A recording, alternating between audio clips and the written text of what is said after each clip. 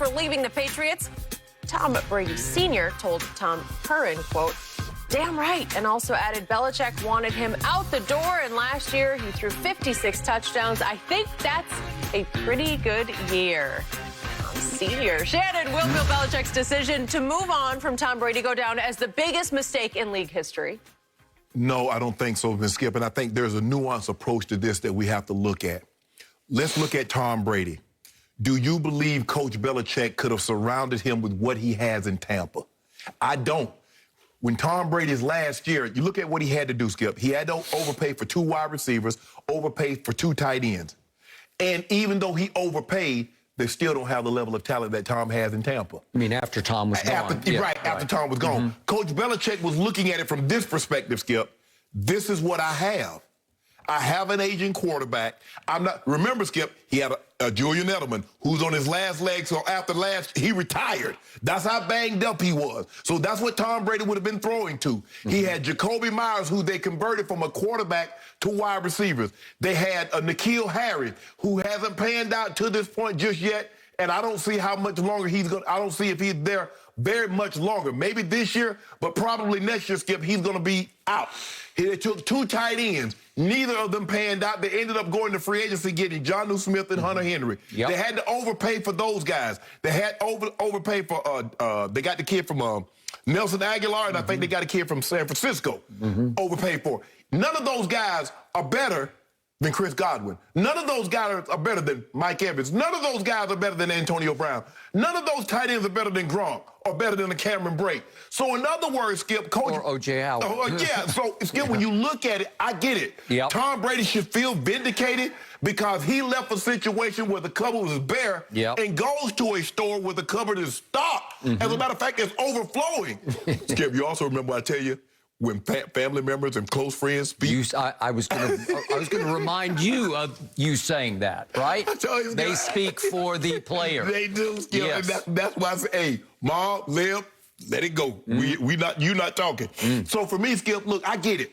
I look at a mistake as something that the biggest mistake would have been the coach selecting Ryan Leaf over Peyton Manning. But Skip, if you tell me Coach Belichick was going to stock the cupboards and he let Tom Brady go, I would say, you know what, that was a huge mistake. But Coach Belichick is looking at it, looking at what do I have, looking at the way Tom Brady is playing, knowing that I can't get a Mike Evans and a Chris Godwin. He had AB, but Mr. Kraft and something happened, and we got to get you. Because I believe even with just AB and Edelman, Tom was on pace to have a pretty good year, Skip. He just needed weapons. He's 44. He's not 30. So him just being able to just elevate everybody else, he needs a little help now. There's nothing wrong with that. And I don't believe Coach Belichick was ever going to be able to provide that. And even when you look at the defense, Skip, they ain't got no Devin White. Hightower is good, but he ain't Devin White. And Levante David. And that defensive front with Shaq Barrett and JPP and Sue and Vita Vea, they weren't going to have that in New England. So I believe that's why Coach Belichick was so easily willing to move on, knowing that I can't give him what he wants. But Tom should feel vindicated. Mr. Brady Sr. should feel vindicated that, you know what, I wasn't washed up. All I needed was a little help that I wasn't going to get in New England. Okay, I got you. Look, no matter how you want to couch it, or how you want to parse it, as you just did, this still already has gone down as the biggest mistake in NFL history. And I get all the nuances that you just showed, you detailed for us. And I agree with everything you just said. But big picture, you just pushed a quarterback out the door who immediately, even in the middle of a pandemic with no preseason, went to another franchise that had been woeful, had the worst all-time record in the history of sports as a franchise, known as the Succaneers. And he went and won the Super Bowl with that group. Again, the cupboard was not bare. It was actually loaded, but nobody could quite see it. Because Jameis was there, and Jameis was leading the NFL In turnovers, by far. Running away with, what was it, 30 interceptions and 5 lost fumbles, 35 total turnovers. You just can't overcome that in the sport that you play. No. And that's why they went 7-9 the year before, and that's why they were camouflaged, just sitting there, hiding in plain sight. And the genius in that guy's head said, wait a second. I can go there?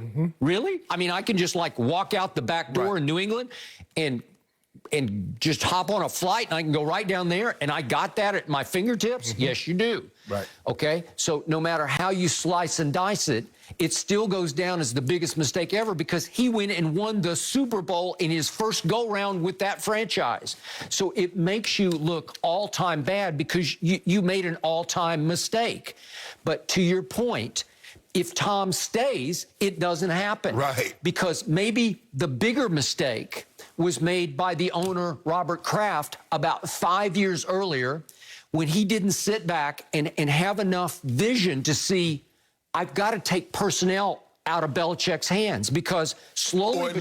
No, you can keep personnel, but I'm just going to take this personnel out of your hands. Okay, but do you need a GM? Do you need a personnel director? Do you need a draft master? Do you need somebody to come in and acquire players and let Bill coach what gets acquired? But, Skip, most of the time, when you're dealing with a guy like Brady, in my being around the league and following the league closely, when it comes to guys like that, that's an owner and a quarterback dealing with each other. That's not the general manager. Okay. So when something needs to get done, a contract needs to get done, they would work that directly. Eddie DeBartolo is working directly with Joe Montana. Okay, but what I'm saying is, what happened over the last 5 years in New England was, you was said a for disaster. him to let it get the cover, get that bit. Okay, yes, okay. He let it happen. I'm not talking about the money. Okay. No, I'm not talking about contracts. I'm talking about acquiring players. Right. He let it get... The failure was that he kept saying, because he has no input into that. Right.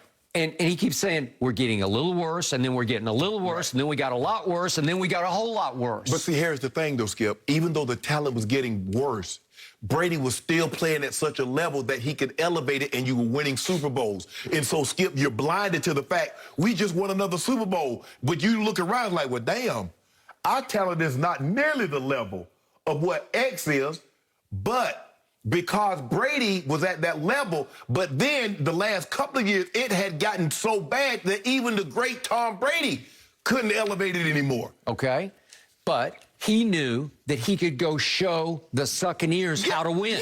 Yes. Like, what do we always talk about? My Dallas Cowboys. They just might be the most talented team on paper. Right. And then what happens? Well, they don't have him at the helm. They don't have him running the locker room. They don't have him as the ultimate final voice, of reason in the franchise. Right, because it's a situation when a guy like that walks into the room, everybody gets quiet. What is he going to say? What does he want to say? What does he need to say? Because I'm all ears. He's instant credibility. Skip, this ain't if things go right, that's Tom Brady. He's walking in with six Super Bowls, all these MVPs. You know what he represents. You're looking around at the talent level. You're like, we went 7-9. We had a guy throw for 5,200 yards, yada, yada. Like, hold on. It was kind of like the situation when Peyton walked into the Broncos. Yes, Skip, they won the division. They were 8-8, but that's Peyton Manning. That's a whole different ball. That's Tom Brady. Yep. That ain't just some guy. That's the guy. Okay, but at least those Broncos in 2011 had miraculously, thanks to Tim Tebow, won the division and won a home playoff game. So at least you had a little momentum going, right? Right. And am I going to argue Tebow versus Peyton? No Bronco, no Tebow diehard would have argued that. And just like there ain't no arguing Jameis versus Tom Brady. And that's the thing, Skip. When you get that level of talent, they increased they're 7-9. They went 11-5. The Broncos went 13-3 from 8-8. You see that talent level, and Peyton's looking around like, okay, where can I go? They got nice offensive line. Ryan Clady at left tackle. They got Demarius Thomas, Eric Decker, Julius Thomas, no Sean Moreno. Yeah. Wait, they got Von Miller. Oh, really? What? Whoa! Yeah, Chris Harris. Oh, bingo. Tom Brady's looking around like, okay, where can I go? Mike Evans made the Pro Bowl. Chris Godwin did too. O.J. Howard, the first-round draft pick. Man, look at those two linebackers. Devin White was